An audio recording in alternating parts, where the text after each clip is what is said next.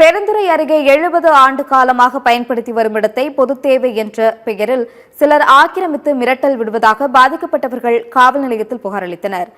ஈரோடு மாவட்டம் பெருந்துறை அருகே உள்ள விஜயமங்கலம் மேக்கூர் பகுதியைச் சேர்ந்தவர் ரங்கசாமி. இவர் கடந்த 1956ஆம் ஆண்டு விலைக்கு வாங்கி இடத்தில் குடியிருந்து வந்த வீட்டில் நிலையில் ரங்கசாமி காலமாகிவிட்டார். அந்த வீட்டில் ரங்கசாமியின் மகன் பூவராகவனும் மகள் தேவியும் குடும்பத்துடன் வீட்டில் வசித்து வருகின்றனர். தந்தை காலத்தில் இருந்து கடந்த 70 ஆண்டுகளாக குடியிருந்து வரும் வீட்டின் ஓட்டு தங்களுக்கு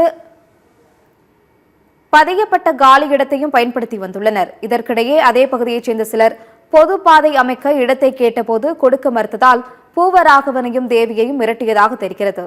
இதுகுறித்து பெருந்துறை காவல் நிலையத்திலும் வட்டாட்சியர் அலுவலகத்திலும் புகார் அளித்தும் எவ்வித நடவடிக்கையும் எடுக்கவில்லை என தெரிகிறது.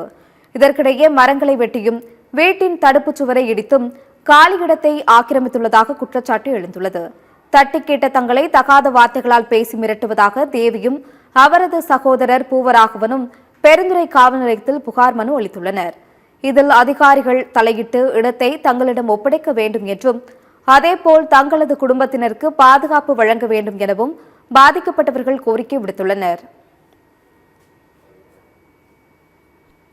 ஊர்க்காரங்களை எல்லாம் தூண்டி விட்டு வேடிக்கை பார்த்துட்டு இன்றைக்கி ஊர்க்காரெல்லாம் சேர்ந்து எங்கள் நிலத்தில் இருக்கக்கூடிய மரங்களையும் மட்டைகளையும் எல்லாத்தையும் வெட்டி அப்புறப்படுத்தி வீடு மட்டும்தான் உனக்கு, மற்ற எதுவுமே கிடையாது அப்படின்னு சொல்லி சொல்கிறாங்க. தாசில்தார் அவர்கள்கிட்ட போய் மனு கொடுத்தேன். அவர் சொன்னார், அது புறம்போக்கேடா, உனக்கு எப்படி அது வரும், நான் அது கண்டிப்பாக அளந்து எடுக்க தான் போகிறேன், ஆனால் உன்னால் எதுவும் செய்ய முடியாது, பார்த்துக்கலாம் அப்படின்னு சொல்லி அவர் சொன்னார். எனக்கு என்னோட உயிருக்கும் எனது சொத்துக்கும் பாதுகாப்பு வேண்டி மாவட்ட ஆட்சித்தலைவர்கிட்ட நான் வேண்டி விரும்பி கேட்டுக்கொள்கிறேன்.